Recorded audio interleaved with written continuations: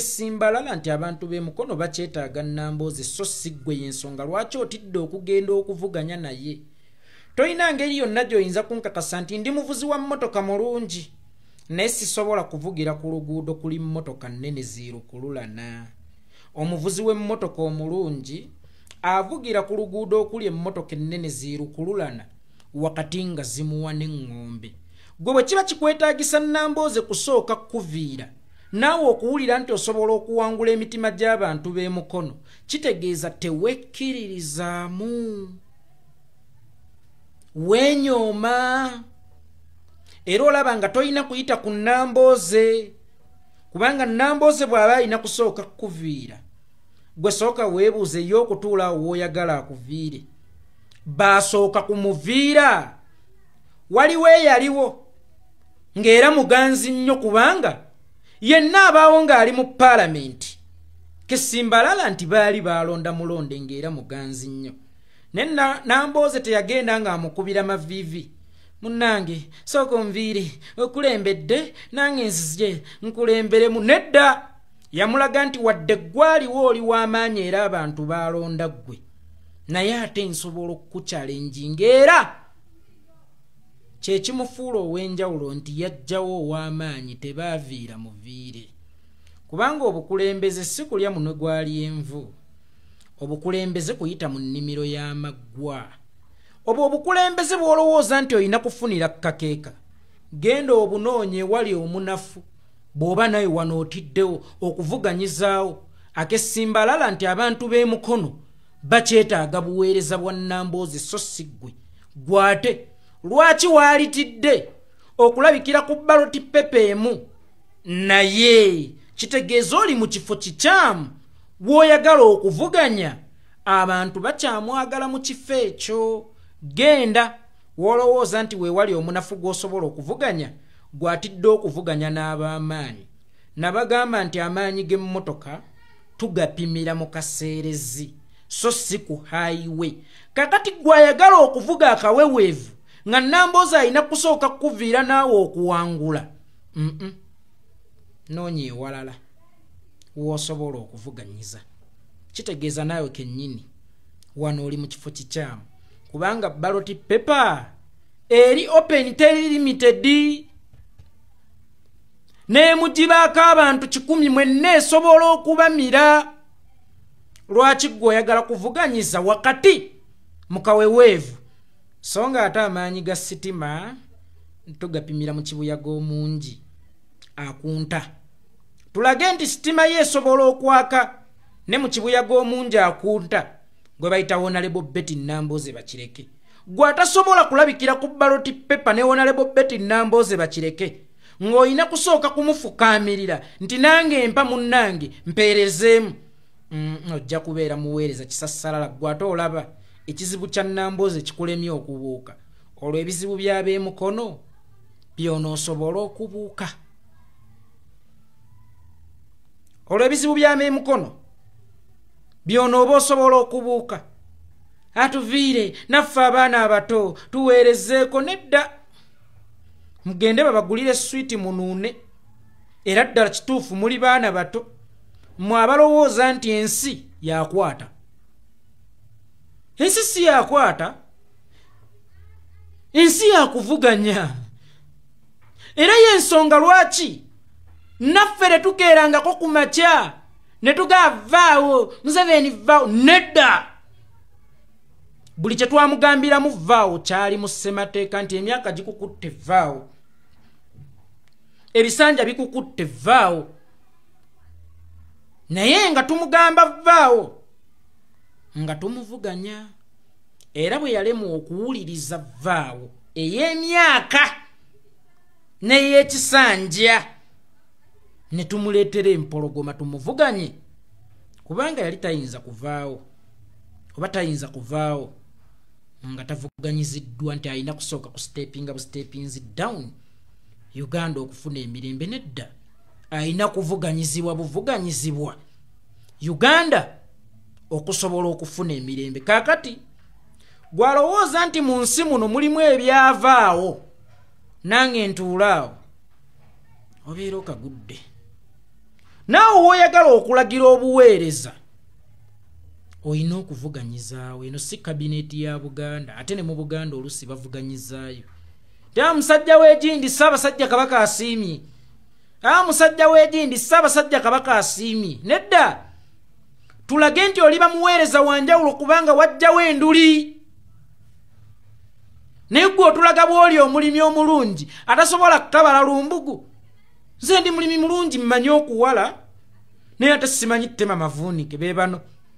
Ndi mufumbi mulungi era nga nakukwatidde ku kyayi omukalu mufumba ne muwoomesa. Mufumbi alina okumanya okufumba ebika by'emmere byonna so si kufumba kyayi mukalu yekka. So bano abaana abato be mwagala Honorable Betty Nambooze bakireka aviire mubagambe nti oluggi luli open okujjako era ddala nga baana bato nga tebannatuuka kuvuganya n'abantu bakulu.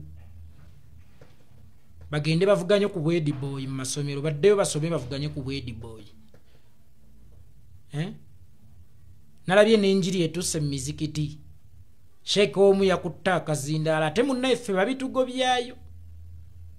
Naye bo bakkirizibwa okubyogererayo ebikkakkanya abanyigirizibwa.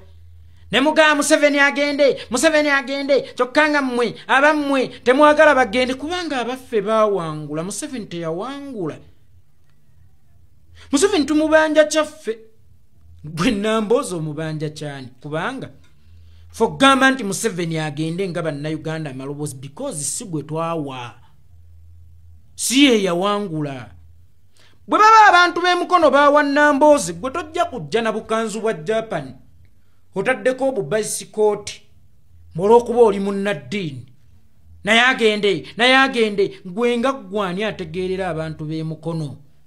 Kubanga fogga Museveni agende ku lwa bannayuganda. N'ekirala tuli wakati mu lutabaalo naye ngamba ye Nambooze mu musuulo olw'okuba naawe ngamba nti Museveni akole kyaveeko tukole ddiiro. Kana akafo ka Betty Nambooze katono nnyo ku kifo ekinene kye twagala mutuwe ekyo mutwale ekya Nambooze.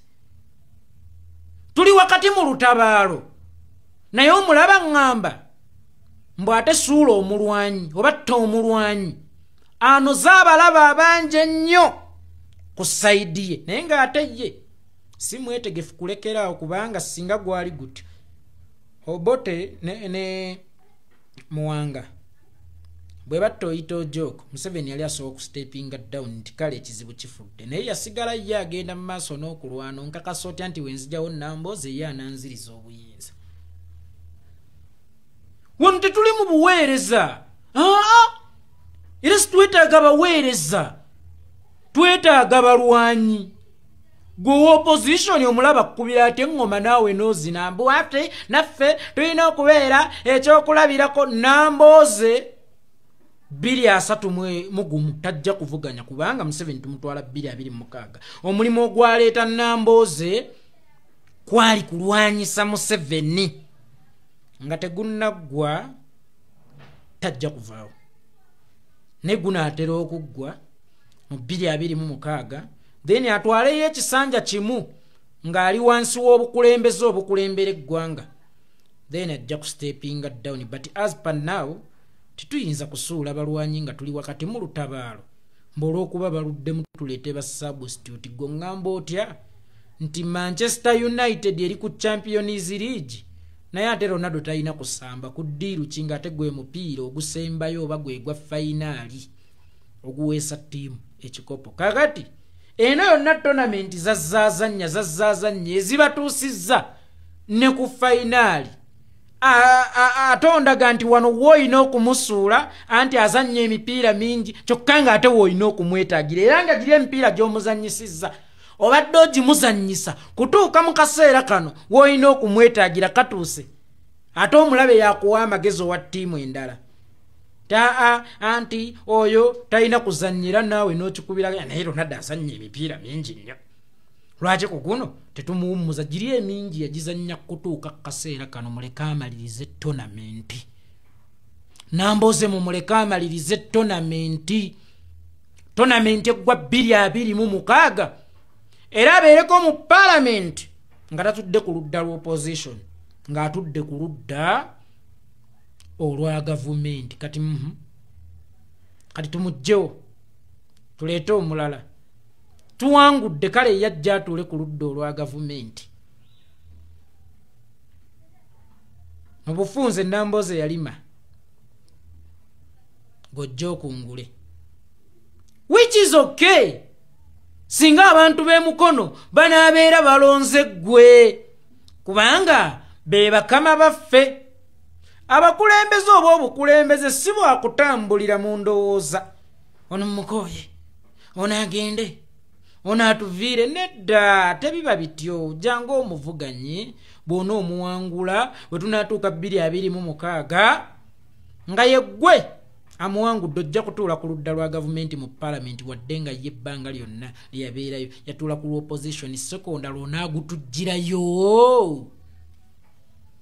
oba tukyuse tutyo mafaaya olw'okuba twagala okukyusa nga Museveni bwe yali alwana teyagabiramu ku buyinza banne balala nti naawe jangu okulemberemu olutabaalo nga ne bwe yadduka n'agenda e Sweden tewa ku bayinza balala nti naawe jangu okulemberemu olutabaalo si bwe biba mukitegedde si bwe biba bayimaamu baffe abalungi Sheikh Elias Kigozi bintu bingi ebigwawo abasiraamu babawamba abasiraamu babatta abasiraamu babatulugunya mbugolabye ngekyo kyekyamaanyi okuyisa emimbalira nga kyekizibu ekizuzumbya mu abasiraamu Nambooze ku lwayo si kitta abasiraamu si kiwamba abasiraamu si kisenda mizikiti naye ng'olaba ng'ekizibu ekiruma abasiraamu Nambooze ku lwayo fera abantu bo sente ze bakuweeza charity n'otegayo omwana ono n'oziwasaamu abakazi